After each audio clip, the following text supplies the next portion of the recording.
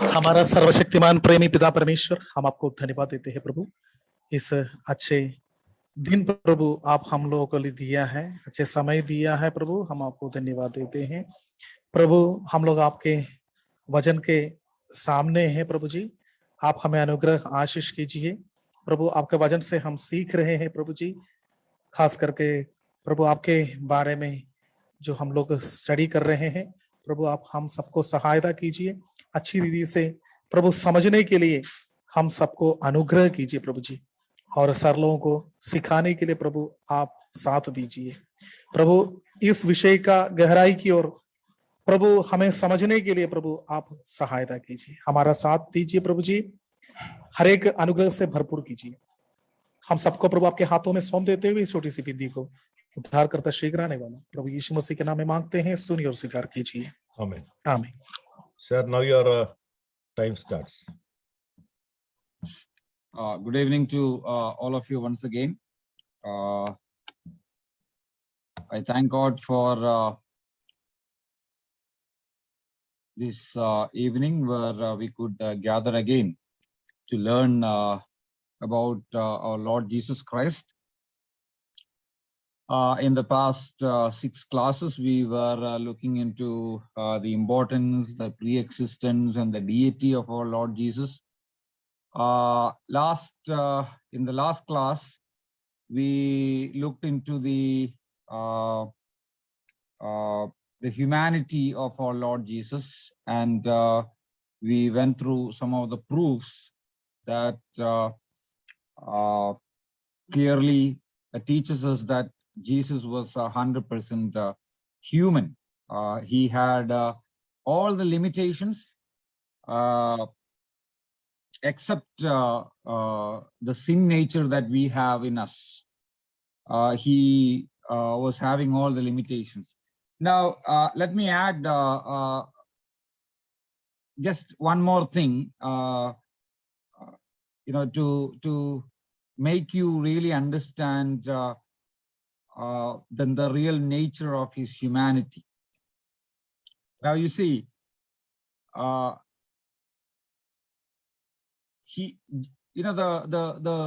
shortest words in the scripture, in the English Bible, is Jesus wept, and we know that it happened at the house of Lazarus. I mean, after Lazarus being dead, Jesus came to the house of Lazarus, and understanding that, see, when he came to if you simply read Jesus wept, you will not get the real sense of his nature, in the sense that his divine nature and also human nature both are together, and this is where we have struggled in understanding this. You see, I told you that we cannot completely understand the two natures together in one person. Divine nature is completely different from human nature. There are many things that are contrary or many things that are against. One nature is against the other. Human nature is limited, but divine nature is not limited. You see, in his human nature, he can be present only in one place. But in his divine nature, he is omnipresent. In his human nature, he is not omniscient. He cannot know everything. He has to, learn things. But in his divine nature, he is omniscient. He knows everything. So there is actually a great tension between his divine nature and his human nature. Now, I'm telling you this example in order to make this idea clear, or make this concept more clear. Now, Jesus loved Lazarus. Everyone knows. He loved Lazarus so dearly, and Lazarus was sick, Jesus knew that he was sick. Lazarus died. Jesus knew that he died. It's been 4 days since he died. And Jesus, knowing that he died 4 days ago, Jesus coming to the house of Lazarus. Now, when he came there, he saw Mary, Martha weeping, and the other people are there. All are sad, and they are mourning. The death of Lazarus. They are all kind of in sorrow. They are all sad because their dear one passed away. Their dear brother passed away. Being there, Jesus in his divine nature, Jesus in his omniscience, he knew that he is going to raise Lazarus in a few moments, and everybody will be happy. Everything will be all right, and there will be rejoicing. He knows all this. But then we read that Jesus wept. Now, theologians might give you 10 reasons why Jesus wept. I'm not going to deal with all those arguments or reasons why Jesus wept. For me, there is only one single reason why Jesus wept: because he was a human being. See, if I am a human being, if I have the human nature, and one of my dear ones passed away, I will definitely weep. I will cry. I will have sorrow in my heart. It's because I am human. In order to be human, I need to be, sorrowful. I need to be sad when my dear ones passing, when one of my dear ones passing away or passed away.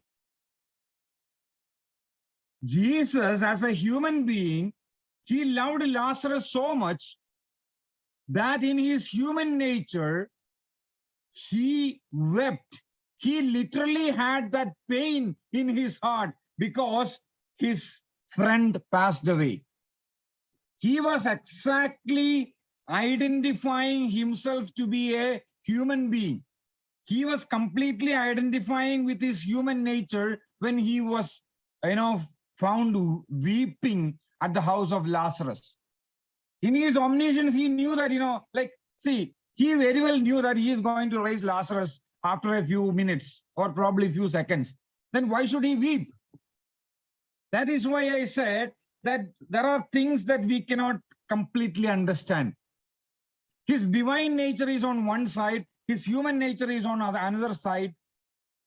And sometimes you see him as, purely a human being. And sometimes, you will see him exercising his divine characteristics. So that is the reason why we have some difficulty in understanding this. But we have to understand, we have to know and learn that both these natures were present in Jesus at the same time. Divine nature was there, human nature was there. 100% human, 100% divine. And sometimes you find him as a simple human being, crying, weeping, being hungry, thirsty, and, sitting somewhere tired, and he was becoming very weak physically. All these things happens. That's because he is a human being. And we should not kind of overlook his humanity. We should not underestimate the humanity of Jesus. We should not think of Jesus as only God. Of course, Jesus is God, but don't undermine the humanity that was in him, the human nature that was in him. In order to become a substitute for us. He became just like us. So every time, now you see, when Jesus was on the cross, or when Jesus was doing a lot of good works, people accused him. People accused him. Now, if you read let's see, I don't know, like I have a lot of things to tell you, but since we have only limited time, that's why I am actually in a hurry. Now let me just point out this also. Like Jesus was troubled in his spirit when he just before Judas was going to betray him. It's written in I think either John chapter 12 or 13. Okay, you can check that later. We are not going there now. Jesus was troubled in his heart or in his spirit just before Judas is going to betray him. You see, now, why should Jesus be troubled in his spirit?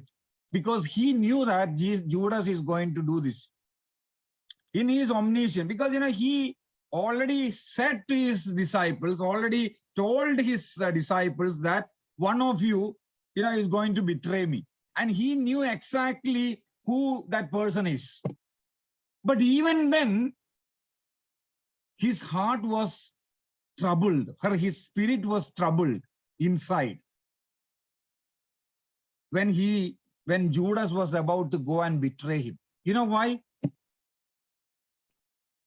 If your trusted friend is going to, or if your trusted friend is going to betray you, or if you knew that your best friend, the one whom you trusted, he has betrayed you, what would be the feeling that you will have in your heart as a human being? That exact feeling was there in the mind of Jesus because he was a human being. Even though he knew that he is going to be betrayed by Judas Iscariot, but still that pain was felt in his heart because his friend is going to betray him. That's something that we need to understand. When people were accusing Jesus of things that he hasn't done, they accused him of blasphemy. They accused him of, doing this thing and that thing. Jesus had that same pain which we all will have when someone is accusing us of wrong things. We have just, think about us. We have not done something, but the other people, some people accuse us that, he did so or she did so. Then what would be the feeling that we will have in our heart? When we will be really, upset, and we will feel that pain, it really hurts. When someone accuses us of things which we have not done, it really hurts. All of you might have experienced this at many times. Jesus as God, he knew that these all things are going to happen. But still, as a human being, he took that pain. He took all the limitations. Even though he knew many things, but still he was in a position, or he chose to be in a position as not knowing those things. Or as a human being, he made himself in such a position that, or as if he did not know those things. It's not that he did not know, but since his human nature is there, he simply put himself into that position as if he did not know those. That's why, he was weeping at the house of Lazarus. He was having pain, or his heart was troubled, or his spirit was troubled when Judas Iscariot was going to betray him. And there are several instances where, he was having such kind of, difficult situations when these disciples, they were, Jesus asked them to watch and pray and they were sleeping. Jesus must have felt very bad when these people were doing so. Even though he in his omniscience, he knew that, this is going to happen. Okay, now I just try to make you understand that the humanity of Jesus was 100%, and he identified himself, to that human nature completely, that he had all the feeling, all kinds of feeling, hurt, pain, sorrow, just like any other human being, just like me and you. That's why the crucifixion, the allegations, the accusations, the mocking, and everything that Jesus suffered, he really and literally suffered just like a human being. It was, for a normal human being, it was intolerable. Even for Jesus, at certain times, it was intolerable in his human nature. And he cried out. But then he became weak when he knew that, all the burden of the whole world is going to be imputed on him on the cross. His heart was troubled. And it's not strange for a human being to pray that, Father, if it is your will, take this cup away from me.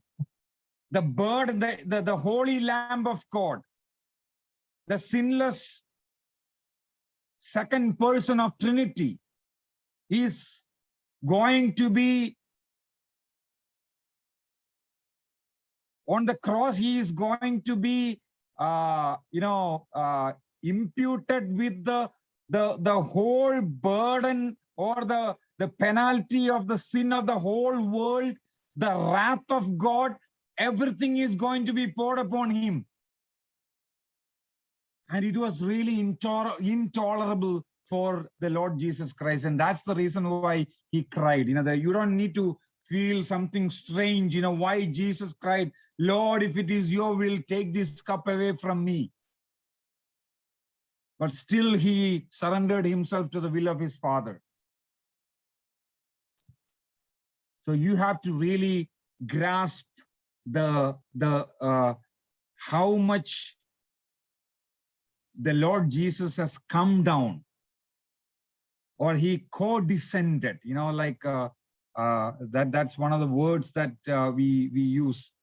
How much he has come down from the original glory that he had. Okay, now let's move on. In his humanity, the other thing that we need to discuss is the virgin birth of Christ. Now, this is a very important thing as far as the birth of Jesus is concerned. We read about the virgin birth of Christ in Matthew chapter 1, verses 18 to 25, and Luke chapter 1, verses 26 to 38. Matthew 1, 18 to 25, and Luke chapter 1, verses 26 to 38. We know that the angel Gabriel visited the town of Nazareth, or village of Nazareth, and he appeared to Mary and greeted her and said that you favored one. That means, the one who received the grace of God. You are going to give birth to a son, and you have to name him Jesus, because he is going to rescue or save his people from their sins. And Mary was really surprised. I have not known a man. I am a virgin. I am engaged. I am not yet married. How is it possible? And then the angel Gabriel told Mary that with God everything is possible, and Mary surrendered her life again to obey the will of God in her life. Now, the virgin birth is so crucial for understanding the nature of our Lord Jesus Christ. Now, for our help, you know, for in order to understand this in a better way, we are actually trying to divide this whole virgin birth of Christ topic into 4. First of all, we will look into the prophecy concerning virgin birth. We know that the virgin birth was prophesied in the scriptures. Isaiah chapter 7, verse 14. It's a familiar passage. We have looked into this passage earlier, but we will read that once again. Isaiah chapter 7, verse 14 says, therefore the Lord himself will give you a sign. Behold, a virgin will be with child and bear a son, and she will call his name Emmanuel. And we know yesterday, I think yesterday or in the last class, not yesterday, in the last class, we looked into Isaiah chapter 9, verse 6, you know, in order to talk about the deity of our Lord Jesus Christ. We know that the son who was born is definitely, of course, you know, as a result of the prophecy that Isaiah is making, you know, this is a prophecy that was given to the King Ahaz, and it says that, you know, this would be a sign. A sign means it would be a wonder, a miraculous sign. Okay, that's the real meaning of that word. Not simply a sign, but it would be a miraculous sign. And that miraculous sign would be a child will be born, and that child will be like named in this way. That's what we read in Isaiah chapter 9, verse 6. His name will be Wonderful Counselor, Mighty God, Eternal Father, Prince of Peace. All these will, you know, that that child will be called. Now, there are you know, difference of opinion with regard to this prophecy, and some people would say that, of course, this prophecy was partially fulfilled in the life of Ahaz, but the complete fulfillment or the future fulfillment was, immediate fulfillment was there in the life of Ahaz, but the future fulfillment was there in the life of the Messiah or the life of Christ. When you study the prophecy, you know, the fulfillment of prophecy is happening in different ways. Sometimes, you know, part of the prophecy would be fulfilled, then the whole prophecy would be fulfilled at a later time. Then some prophecies would be, you know, like partially it would be applicable to the human being that is involved there, but ultimately that would be a prophecy with regard to the coming Messiah. We know that, you know, many of the Psalms are written in this way. You know, it probably applied to the psalmist, but the ultimate fulfillment will be on Jesus the Messiah. But here there is a difference. Okay, here there is no partial fulfillment or kind of half fulfillment or immediate fulfillment or anything. This is completely about the Messiah. This prophecy has nothing to do with the child who was born there, and that child was named Maher-Shalal-Hash-Baz and not Emmanuel, and none of these names were called for that child. So definitely, you know, if you look into that passage, this prophecy was completely referring to our Lord Jesus Christ. It was a prophecy that has a future, complete 100% future fulfillment, not partial fulfillment or immediate fulfillment, and then future fulfillment or complete fulfillment later. That's not what this prophecy is all about. There is no miraculous sign in the birth of Maher-Shalal-Hash-Baz. Only there was a miraculous sign in the birth of Jesus. And why that was miraculous? Because why that became a sign? It's because a virgin shall conceive and give birth to a son. Never in the history of mankind such a thing has happened. Never in the history, it means this is the only incident. Never before or never after such a thing has ever happened. A virgin shall conceive and will give birth to a son. And that has only happened once in the history of mankind, in this world. And that happened to Mary, the betrothed, wife. I think she is definitely entitled for that, term wife, because in the Jewish system, if somebody is engaged or betrothed, it's much more stronger than the engagement ceremonies that we have for just before the wedding. But in the Jewish context, a betrothal means that the woman is considered as that person's wife.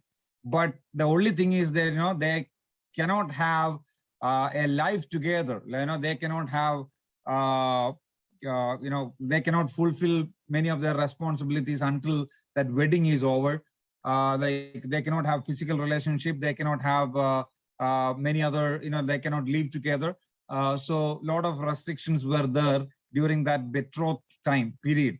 But once they are married, once they are, becoming husband and wife, in a fully sense, they are free to have all such, things. But before that, it was not allowed.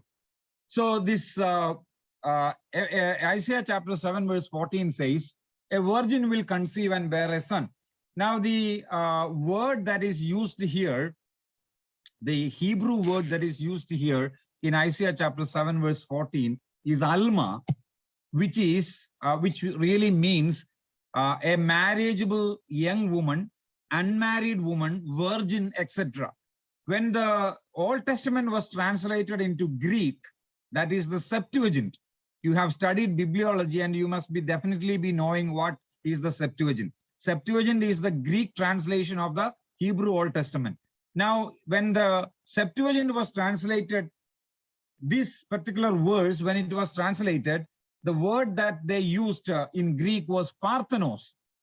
And without a doubt, Parthenos means a virgin. So Alma was, it is used as a term for a marriageable young woman, but it really gives us the idea of a virgin. That is the reason why it is being translated as a virgin. And that is the most appropriate translation in Isaiah chapter 7 verse 14, because that's the reason why it was a miraculous sign. See, only if a virgin conceived, then only it is a miraculous sign. Otherwise, a marriageable, if you say like a young woman will conceive and bear a son, see, that happens. But a virgin is conceiving, it is not possible, absolutely impossible. And that's how it becomes a sign.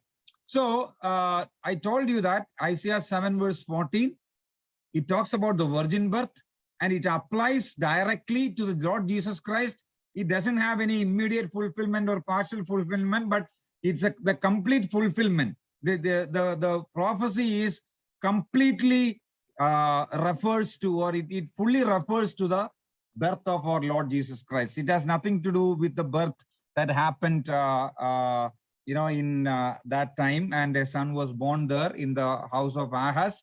And if you go in detail, definitely, we can find a lot of arguments that would prove that the prophecy was, about the Messiah and not with regard to the son who was born in the house of Ahaz.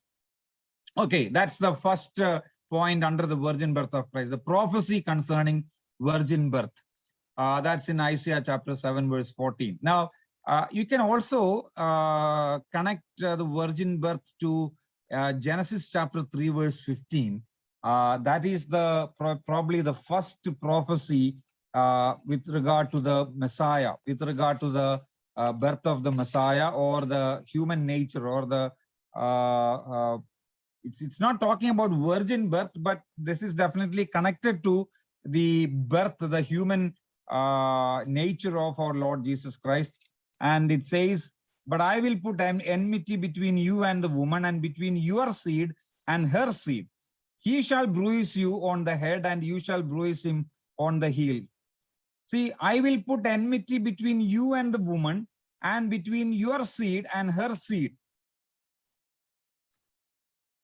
Now, why it is said about the woman there?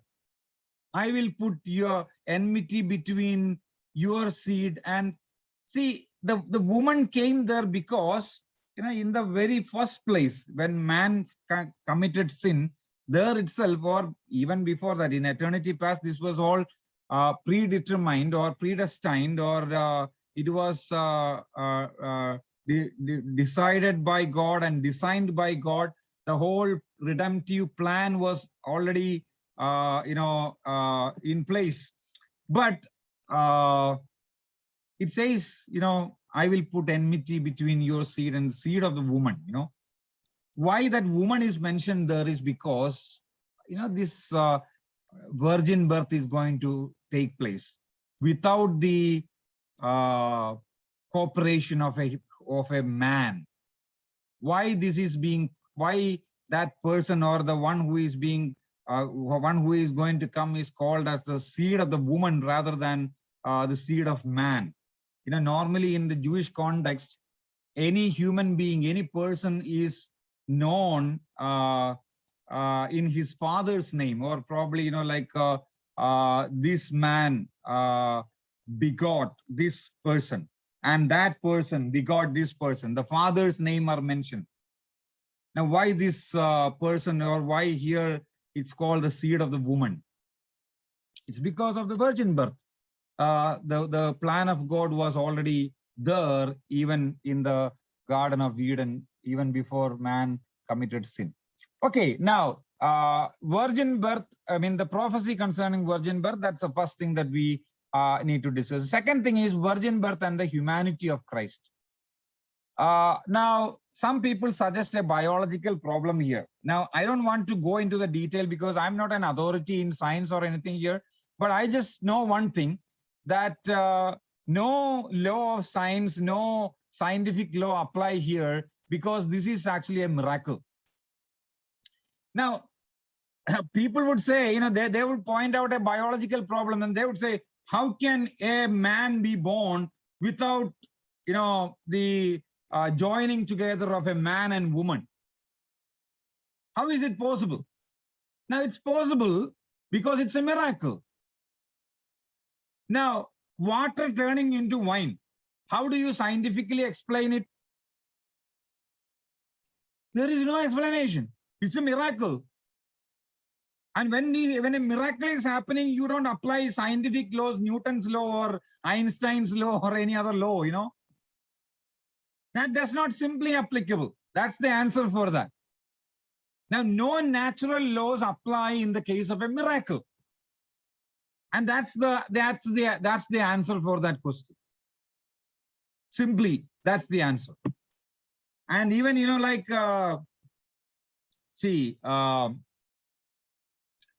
when Eve was created, Adam was created, and then God performed a miracle there. Probably that was the first surgery.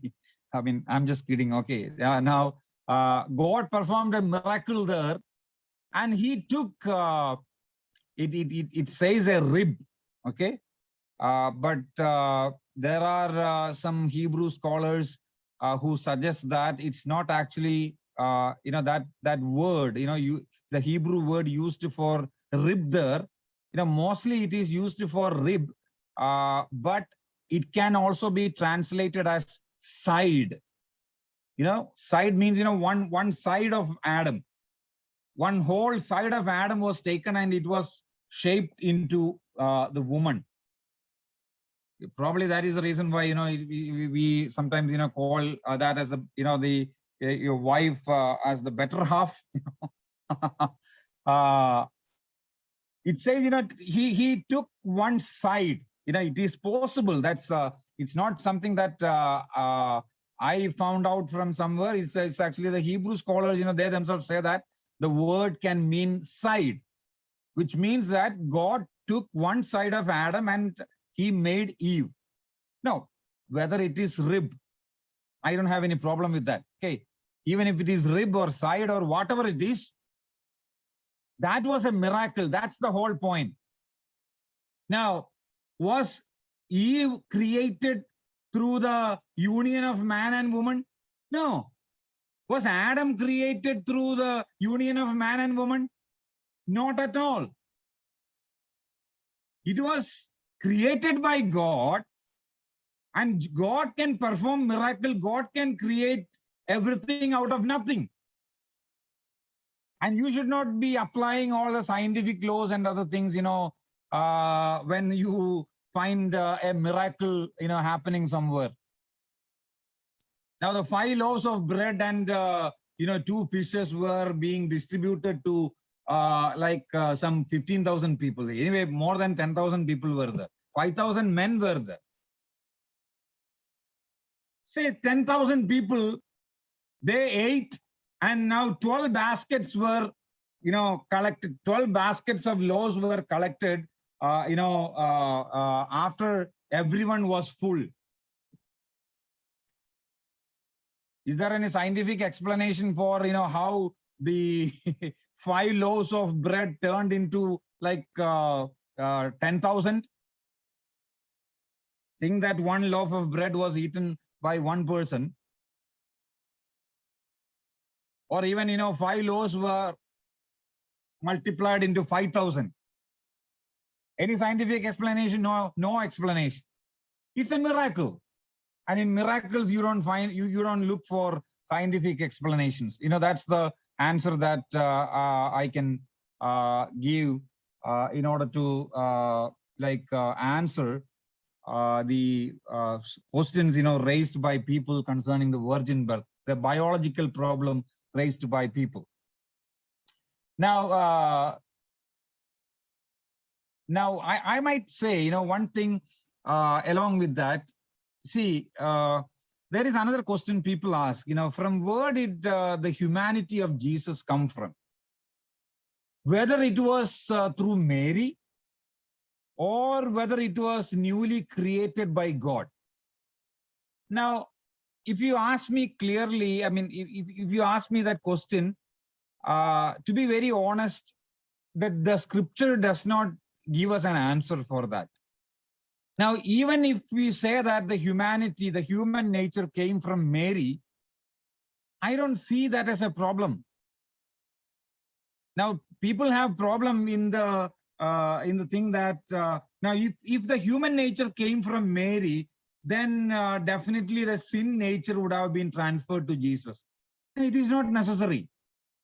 That's that's why the Holy Spirit was there in the whole process, to make sure that the sin nature of Mary is not being transferred to the Lord Jesus Christ or the baby that is in the womb. That's why it is she will be conceived, and she will be conceived, the baby that is being formed in the womb of Mary. The entire process, the entire conception, the entire process of growth of that baby inside the womb of Mary was completely supervised, was completely under the control of the Holy Spirit, so that the sin nature of Mary is no way transferred to the child Jesus Christ. But there are also people who believe that the human nature of Jesus was a totally new creation by God. So in order to have that X and Y chromosomes, coming together, in order to become a male child, that was a completely new creation. And the only thing that Mary did was to carry, the child, or probably she was just a carrier of that divinely created human nature, or that human being who is, Jesus. Now, whatever view you take, whether the human nature came from Mary or whether the human nature was entirely a new creation by God, it is not going to affect any doctrine. It is not going to affect the human nature of Jesus. The only thing that we need to understand is that Jesus was completely human being, and his human nature was completely, entirely, of the same nature as that of Adam when he was created in the Garden of Eden, before he committed sin. So Jesus' humanity, Jesus' human nature was in the sinless form. And that is what we are actually going to discuss, as the third thing under the virgin birth of Christ. Virgin birth and the sinlessness of Christ. Mary was not sinless. There are many people who consider Mary as a sinless woman. And, especially the Roman Catholic Church consider Mary as completely sinless. God created Mary completely sinless so that she can give birth to sinless Jesus Christ. I mean, that is, a totally unnecessary argument. Now, the same thing, if Mary had to be sinless, then if we kind of, argue in that way, then the mother of Mary also has to be sinless so that she can give birth to a sinless girl or a sinless woman. Now, it is very clear in the scriptures that Mary was sinful just like any other human being. I am not disrespecting Mary here, because I believe that Mary, the mother of Jesus, is the woman who what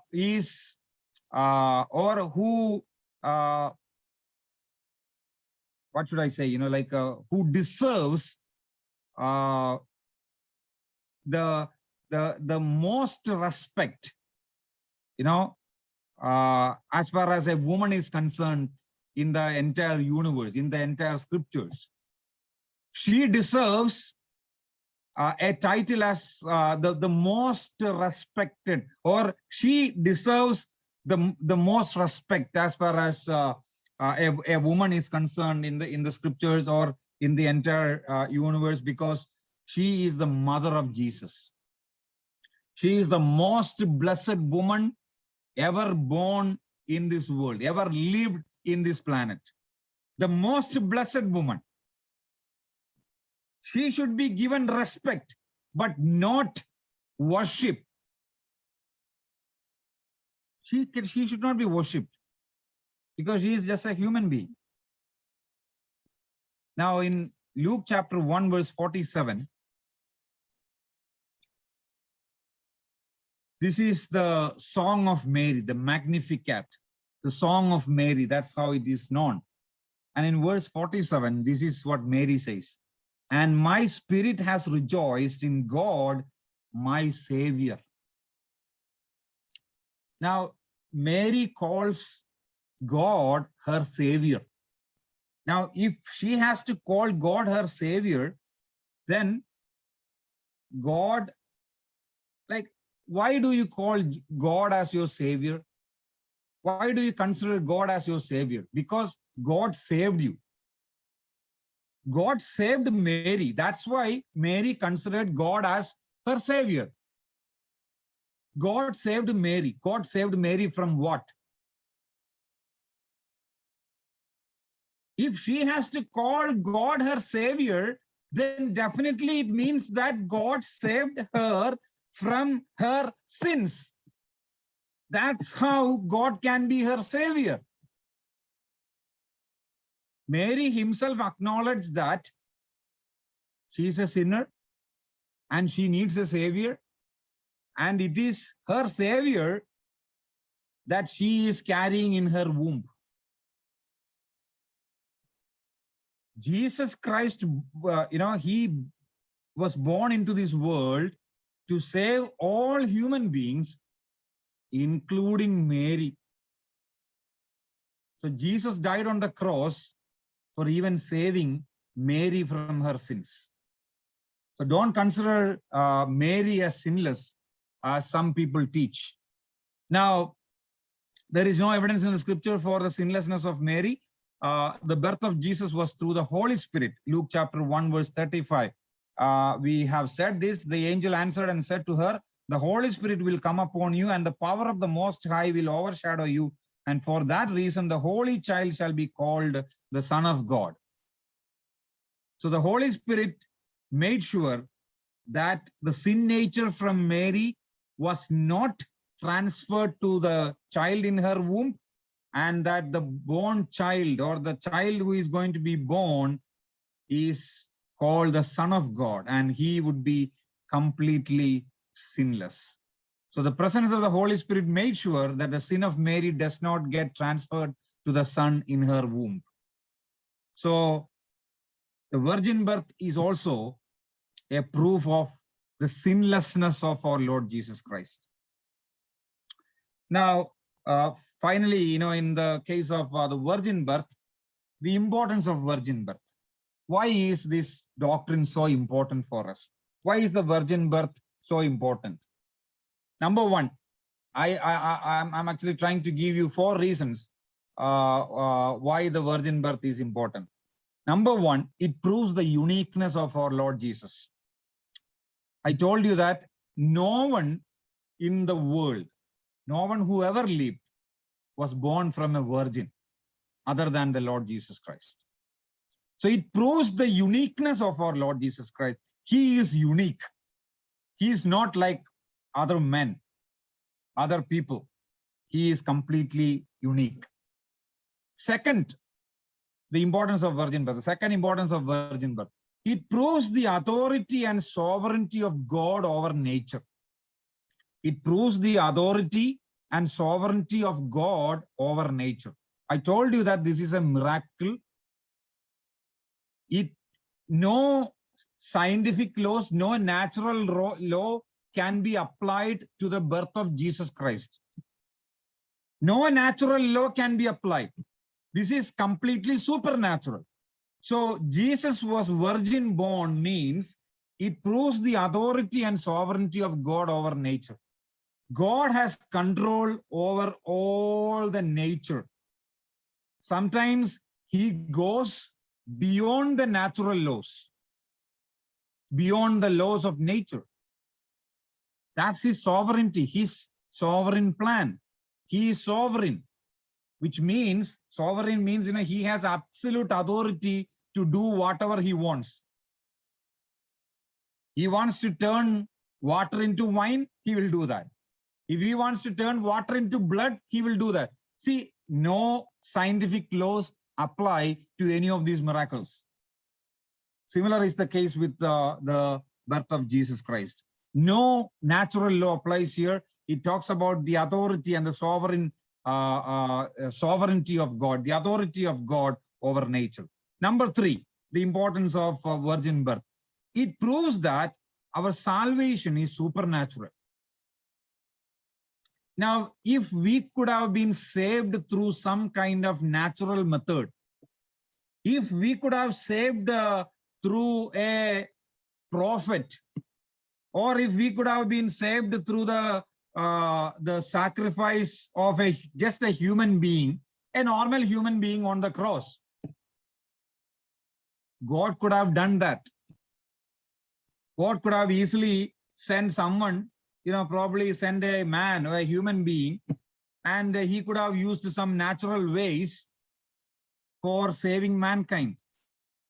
But no natural way, no human ways, or no other ways was there before God other than supernaturally, providing salvation to mankind. And that supernatural salvation, the salvation that we received, it is supernatural because it has a supernatural origin.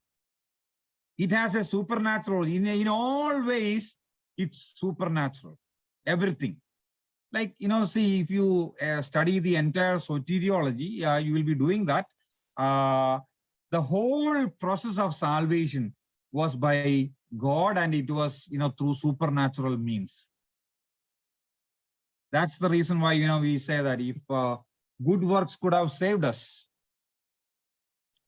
then there was no need for Jesus to come and die on the cross. There was no need for Jesus to be born in the womb of, to be born as the son of Mary. There was no need for him to take a human nature. There was no need at all. Our salvation cannot be achieved through natural ways. It could come only through supernatural ways. So that's the another importance of virgin birth. Our salvation is supernatural. And fourth thing is that it proves that salvation is from the Lord and it is his gift. Salvation is from the Lord and salvation is the gift of God. Why do we say that? Mary had no merit in her to receive such an honor. Mary was just like any other woman of marriageable age. We exactly do not know what was the age of Mary when she conceived. Normally, if you look into the custom and practice of the Jewish people in those times, a girl who is of the age of 14 or 15, that means, a girl who is, in our case, who is studying in class 10, if she becomes 15 years of age or 14 years of age, there are some other things that they consider, including whether, including the, the menstruation of women and all.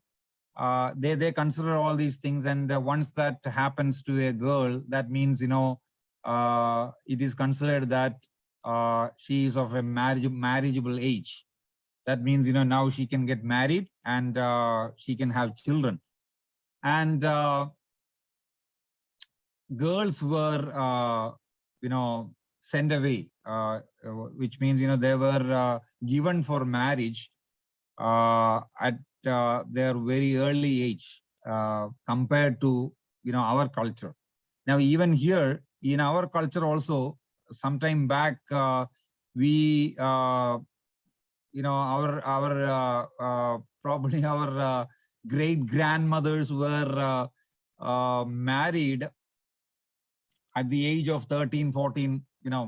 I have heard, so many funny stories with regard to, the early marriages. So that was there in our culture also. So you can imagine, what would have happened 2000 years ago.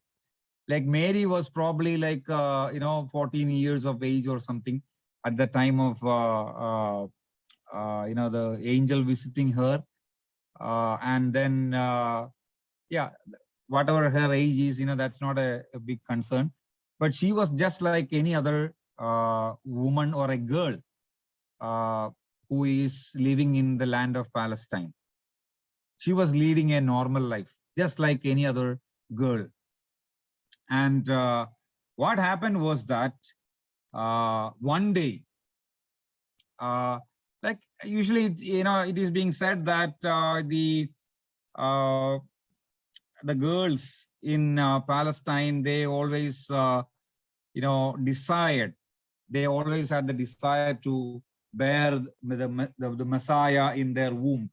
Like we don't see any indication from the scripture in order to say that, that was the desire of every young woman who lived in Palestine.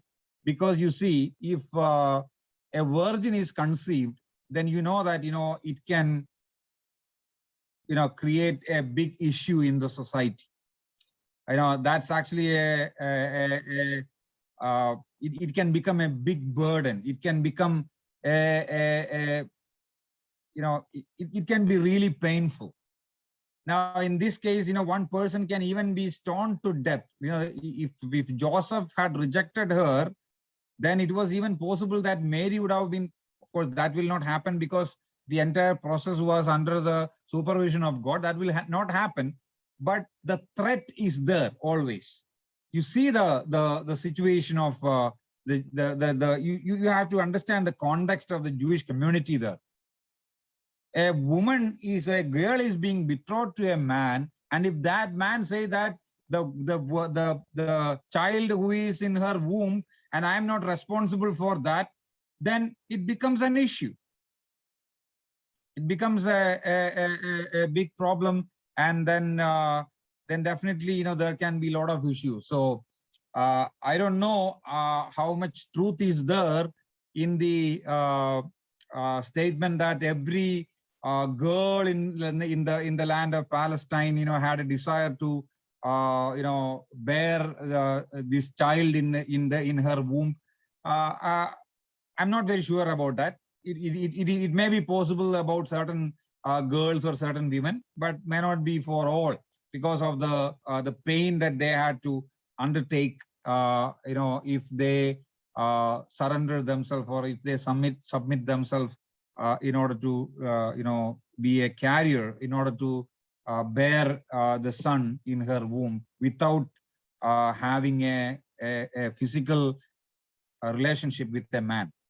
And that can create a lot of issue. Now, what I am trying to say is that Mary was a normal woman, normal girl, and when this Mary was there in her house, in verse 28, Luke chapter 1, verse 28, and the angel came in and said, "Greetings, favored one, the Lord is with you." The word favor means grace. You who have received grace, that's what the angel told Mary. So Mary, who had no merit in her to receive such a great honor of becoming the mother of the Savior of the world, she received the grace of God. She received it through God's grace. And similar is the case with us. Our salvation, the virgin birth teaches us, it proves that salvation is from the Lord and it is his gift. And we did not pay anything. It is not because we had any merit, but it's absolutely because of his grace. He completely, out of his mercy and love, he gave us this salvation. And this virgin birth as a doctrine is so crucial for our understanding, for our salvation. May the Lord help us to understand this more and more in the days to come, so that we will appreciate the salvation. We will appreciate the humanity. We will appreciate what Jesus suffered for us in his human nature. And then only we will be able to really know who Jesus is and what he has done for us. May the Lord help us. God bless you. We will continue this in the coming days. Thank you, Brother Tingle. Before we close, any questions you can ask first. Otherwise, I'm going to ask Shibu to close the meeting in prayer. Any questions? Okay, Shibu, please close the meeting in prayer.